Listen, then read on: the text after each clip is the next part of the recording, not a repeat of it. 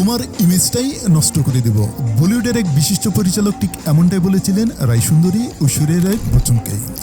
এই মুহূর্তে অভিনয় জগৎ থেকে নিজেকে এক প্রকার গুটিয়ে নিয়েছেন, কিন্তু একটা সময় ইন্ডাস্ট্রির তারপর অভিনেতাদের সঙ্গে স্ক্রিন শেয়ার করেছেন ঐশ্বরিয়া রায় বচ্চন। শুধু তাই নয়, প্রয়াত সুনামধন্য পরিচালক ঋতুপর্ণ ঘোষের চোখের বালির মতো ছবিতেও অভিনয় করেছেন।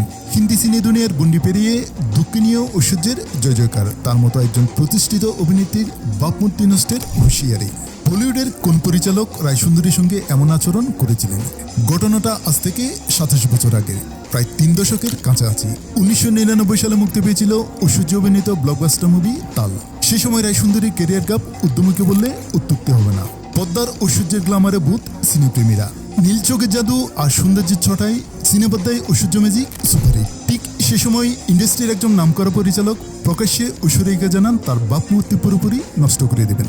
আসলে এই ঘটনা নেপথ্যে রয়েছে এক অন্য কাহিনী। সুভাষ ঘাই পরিচালিত তাল ছবিতে অভিনয়ের জন্য রায়সুন্দরীর ছকভাঙা ইমেজ পরিবর্তনের কথা বলেছিলেন পরিচালক।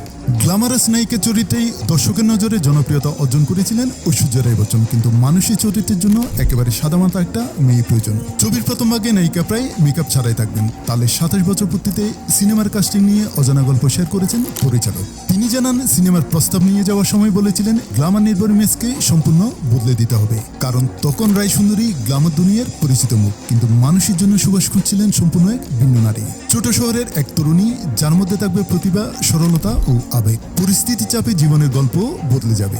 স্মৃতিচারণা করে সুভাষ ঘাই বলেন, আমি ওকে বলেছিলাম তোমার ইমেজটা আমাকে পুরোপুরি নষ্ট করতে হবে। প্রথম 1 ঘন্টায় তোমাকে কোনো মেকআপ করতে হবে না। ও বলেছিল, হ্যাঁ আপনি যা বলবেন আমি তাই করব।